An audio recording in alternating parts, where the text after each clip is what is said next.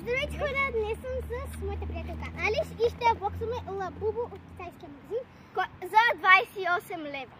И да, мисля, че то вече е такова нискъсано малко. Да. Ето го. И много искам да ми се падне или ето това, или ето това. Значи, дайте само да.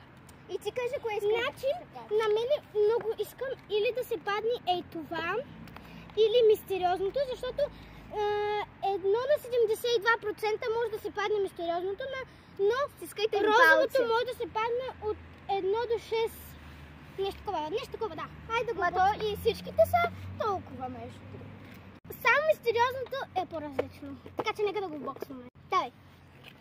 Отваряй го. Добре, го скъсах. Това е хубав знак. Може ли ти да ме кажеш? Не искам да гледам. Добре, картичка има ли вътре? Не. Ето го, сега обърни се да видим да го отворя. Добре, отваряй го, затвори очи, само елате камерата.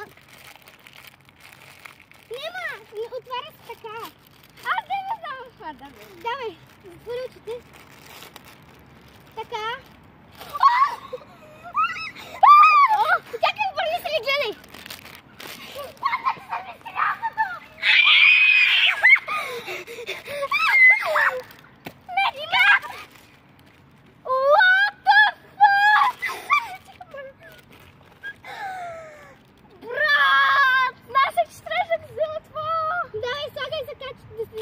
Ето го! Да го закачим. Айде. Той е фалшивото, знам, обаче много готино. И се върти главата. Ау, what the Значи хора, сега ще ви покажа едно лабубо, което е реплика на това и наистина е фалшиво. Защото отдалече си личи, че е фалшиво. Ако няма време, ще покажа още. Значи, ето го моето лабубо, което си бях взела от една вендинг машина. Сега, тук отзаде е скъсано. Това за закачането е малко. И свири на всичкото отгоре. Чакайте сега ще ви покажа секунда, само да... Нарочно е скъсано. Вижте, чуйте. И свети, да. И свети. На всичкото отгоре. Не мога да повярвам. Това беше от нас, хора. Чао! Чао, ще се видим в някакво друго видео.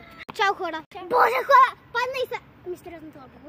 Исках и аз така само... Няма да дай пари. Добре, довиждане, хора!